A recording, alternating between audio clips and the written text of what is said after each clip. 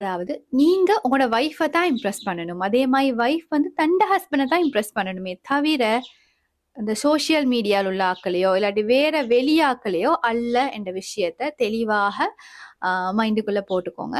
எங்களோட ரிலேஷன்ஷிப்புக்குள்ள நாங்க ஒரு தேர்ட் பெர்சன கொண்டு வந்து அவங்கள இம்ப்ரெஸ் பண்ண போறதால எங்கட ரிலேஷன்ஷிப் சிக்கலானதாக மாறுது. ஸோ நாங்க எங்கட லைஃபுக்குள்ள இன்னொரு தேர்ட் பர்சனை கொண்டு வரக்கூடாது. எப்பயுமே அடுத்தாக்களை இம்ப்ரெஸ் பண்றதுக்காக நாங்க வாழ வெளிக்கிட்டோம்னு சொன்னா எங்களுக்கு இடையான ரிலேஷன்ஷிப் தகராறாக முரண்பாடு கூடியதாகத்தான் மாறும்.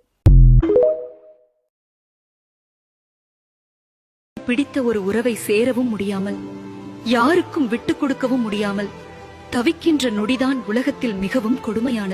ஒரே நேரத்தில் இரு சகோதரிகளுக்கு குழந்தைகள் கிடைத்தன. அந்த இரு குழந்தைகளில் ஒரு குழந்தையை ஓனாய் தூக்கிச் சென்று விட்டது. இருக்கும் குழந்தைக்கு இருவரும் உரிமை கோரினர். எனவே குழந்தை மூத்தவளுக்கு உரியது என தாவூத் நபி தீர்ப்பு கூறினார். இதை அறிந்த சுலைமான் நபி தன் பணியாட்களிடம் கத்தியை கொண்டு வாருங்கள், இந்த குழந்தையை இரு கூறாக கிழித்து இருவருக்கும் பிரித்துக் கொடுப்போம் என கூறி குழந்தையை வெட்ட முயல்வது போல் பாசாங்கு செய்தார். மூத்தவள் சும்மா இருக்க இளையவள் பதறிப்போனாள். வேண்டாம் வேண்டாம், குழந்தை அவளிடமே இருக்கட்டும் என கூறினாள். சுலைமான் நபியுடனே குழந்தையின் உண்மையான தாய் இளையவள்தான் என்பதை உணர்ந்து கொண்டார். அதற்கு ஏற்ப நுட்பமாக அவர் தீர்ப்பு கூறினார். தன் குழந்தை சாகிறத எந்த தாயாலையும் பார்க்க முடியாது. அந்த கண்ணீரை வச்சு உண்மையான தாய் அந்த இளையவள் தான் சுலைமான் நபி நிரூபித்தார்கள். இதுதான் சுலைமான் நபியின் அறிவு கூர்மை. இந்த வரலாற்றை அறிஞ்சுகிட்டவங்க மறக்காம சுபஹானல்லாஹ்னு கமெண்ட் பண்ணுங்க.